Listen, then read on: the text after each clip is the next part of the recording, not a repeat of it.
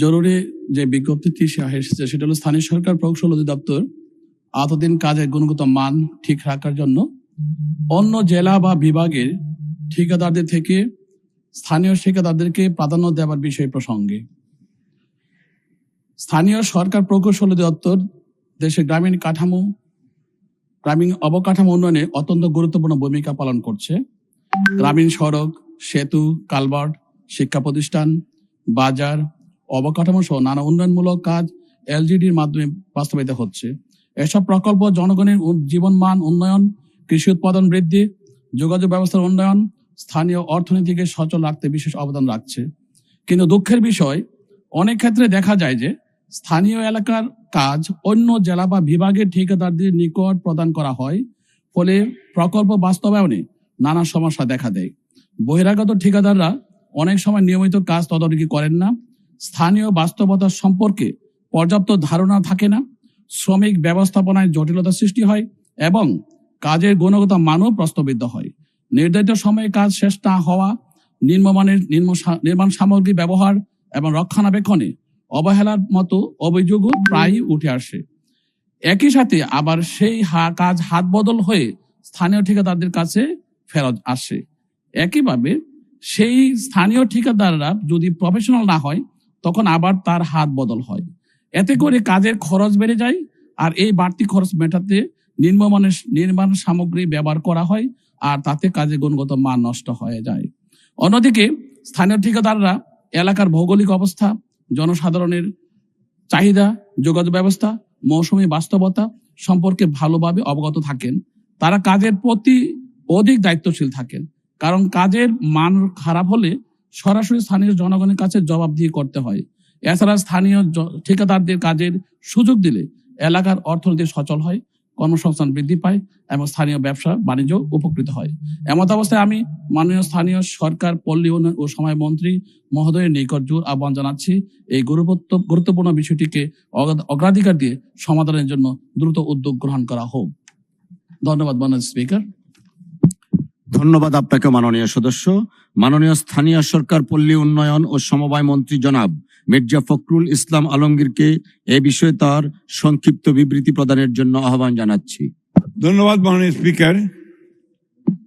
স্থানীয় সরকার প্রকৌশল অধিদপ্তর দেশের গ্রামীণ অবকাঠামো উন্নয়নে অত্যন্ত গুরুত্বপূর্ণ ভূমিকা পালন করে চলেছে। গ্রামীণ সড়ক, সেতু, কালভার্ট, শিক্ষা প্রতিষ্ঠান, বাজার অবকাঠামো সহ নানা উন্নয়নমূলক কাজ এলজিডির মাধ্যমে বাস্তবায়িত হচ্ছে। এসব প্রকল্প বাস্তবায়নের ফলে যোগাযোগ ব্যবস্থার উন্নয়নের মাধ্যমে জনগণের জীবনমান উন্নয়ন, কৃষি উৎপাদন বৃদ্ধি এবং কৃষি পণ্যের সহজ বিপণনের মাধ্যমে স্থানীয় অর্থনীতিকে সচল রাখছে, যা জাতীয় অর্থনীতিকে বিশেষ অবদান রাখছে। মাননীয় স্পিকার, এই টেন্ডার এবং কাজের জন্য সুনির্দিষ্ট নীতিমালা রয়েছে সরকারের।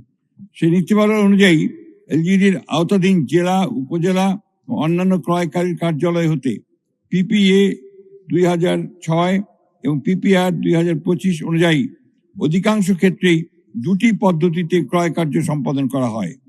এগুলো হচ্ছে: 1, সীমিত দরপত্র পদ্ধতি LTM, নির্দিষ্ট প্রাপ্য মূল্য সর্বোচ্চ 5 কোটি টাকা পর্যন্ত এবং নির্দিষ্ট কিছু অবস্থার পরিপ্রেক্ষিতে। 2, উন্মুক্ত দরপত্র পদ্ধতি অর্থাৎ OTM, যে কোনো পরিমাণ প্রাকৃত মূল্যের জন্য প্রযোজ্য। তবে সীমিত দরপত্র পদ্ধতিতে LTM শুধুমাত্র জেলার ঠিকাদারগণ অংশগ্রহণ করে থাকেন। এই পদ্ধতিতে জেলার বাইরের ঠিকাদারদের অংশগ্রহণ করার কোনো সুযোগ নেই। অপরপক্ষে উন্মুক্ত দরপত্র পদ্ধতি OTM এ দরপত্রের শর্ত অনুযায়ী অভিজ্ঞ ঠিকাদারদের অভিজ্ঞতা এবং প্রয়োজনীয় তথ্যটি যাচাই বাছাই করে দরপত্রের শর্তানুযায়ী মিল থাকলে জেলা ও জেলার বাইরের যে কোনো ঠিকাদার কাজ পেয়ে থাকেন। তবে সর্বক্ষেত্রে পিপিআর এর আইন ও বিধি সঠিকভাবে অনুসরণ করা হয়। উল্লেখ্য যে কোনো পদ্ধতি দরপত্র আহ্বান করা হবে তা প্রকল্পের ডিপিপিতে উল্লেখিত ক্রয় পদ্ধতি অনুযায়ী সংশ্লিষ্ট কর্তৃপক্ষ পিপিএ 2006 এবং পিপিআর 2025 সালকে নির্দেশনা প্রদান করে থাকেন। ধন্যবাদ মাননীয় স্পিকার। আপনাকে ধন্যবাদ মাননীয় মন্ত্রী। মাননীয় সদস্য জনাব মোহাম্মদ আশরাফ উদ্দিন, আপনি এ বিষয়ে একটি প্রশ্ন করতে পারেন। ধন্যবাদ মাননীয় স্পিকার। আসলে এখানে সমস্যাটা হলো ওই জায়গায় যে ইজিবিতে টেন্ডার হয়, আমরা ফেসিস্টের আমলে দেখেছি ইজিবিতে টেন্ডার হচ্ছে খুলনা, বরিশাল, দেশের প্রত্যন্ত এলাকা থেকে, এবং একজন ফেসিস্টের লোক যখন ইজিবিতে অংশগ্রহণ করে সে সহজে কাজটা পেয়ে যায়, কারণ তার ফাইল খুব স্ট্রং, তার প্রোফাইল স্ট্রং, কারণ ফেসিস্টের আমলে সে অনেক কাজ করেছে। কিন্তু অন্যান্য কন্ট্রাক্টর যারা আমাদের দলের অথবা ফেসিস্টের পরে এই যে আমাদের যেটা বলি এই সরকার আমলে আমরা যারা এসেছি বা আমাদের অভিজ্ঞতা সম্পন্ন প্রকৌশলী বা ইঞ্জিনিয়ার বা কোম্পানি যেগুলো তারা আছে, তারা কিন্তু তাদের সাথে পারে না। আমার প্রশ্নটা হলো যে তারা পর্দার আড়ালে থেকে কাজগুলো পেয়ে যায়, এই কাজটা বিক্রি করে 3-4টা বিক্রি হওয়ার পরে লোকাল একজন প্রতিনিধির কাছে আসে। তারা কোনোদিন কাজ ওই স্থানীয় ওই কনসেশনের কোনো একটা কোম্পানি ছাড়া করতে পারবে না। কিন্তু তারা কার কাছে যাচ্ছে? স্থানীয় সে অযোগ্য লোকদের কাছে যাচ্ছে, স্থানীয় কোনো কোম্পানির কাছে যাচ্ছে না, কারণ তারা গোপনে থেকে কাজ পেয়ে কাজগুলো বারবার বিক্রি করছে। এই যে হাত বদল হয়ে যাচ্ছে, তাদের দাম কমে, তাদের টাকা কমে, অ্যামাউন্ট কমে যাচ্ছে বলে ওই লোকটা কিন্তু যখন লোকালি পাচ্ছে কাজটা, সে কিন্তু যে কোনো ভাবে তাকে লাভ করতে হবে বিধায় সে নিম্নমানের মালামাল কিনে সে কাজ করছে। আমি তার প্রত্যক্ষ সাক্ষী, আমার এলাকায় 29টা কাজ। মাননীয় সদস্য, আপনি যা বলছেন অ্যাবসলিউটলি রাইট। দয়া করে কোশ্চেনটা করেন, আমরা মাননীয় মন্ত্রীর কাছে এই ব্যাপারে সুস্পষ্টভাবে জানতে চাই, because all of us Right. more or less suffering from this problem. আপনি কোশ্চেনটা করেন, মাননীয় মন্ত্রী জবাব দিবেন। আমার প্রশ্নটা হলো, আমরা যদি আমার জেলার ভিতরে কন্ট্রাক্টরের কাছে নিয়ে আসি, আমি তাকে ধরতে পারবো, পাশাপাশি ফেসিস্টটা যাতে না আসতে পারে সেই জন্য উনি কি ব্যবস্থা করবেন এই কন্ট্রাক্ট প্রসিডিউরের মধ্যে? ধন্যবাদ মাননীয় সদস্য। মাননীয় মন্ত্রী। জি, ধন্যবাদ। এই বিষয়গুলো আমরা অবগত আছি এবং আমরা ইতিমধ্যে মাননীয় প্রধানমন্ত্রীর সঙ্গে আলাপ করেছি, অর্থমন্ত্রীর সঙ্গে আলাপ করেছি।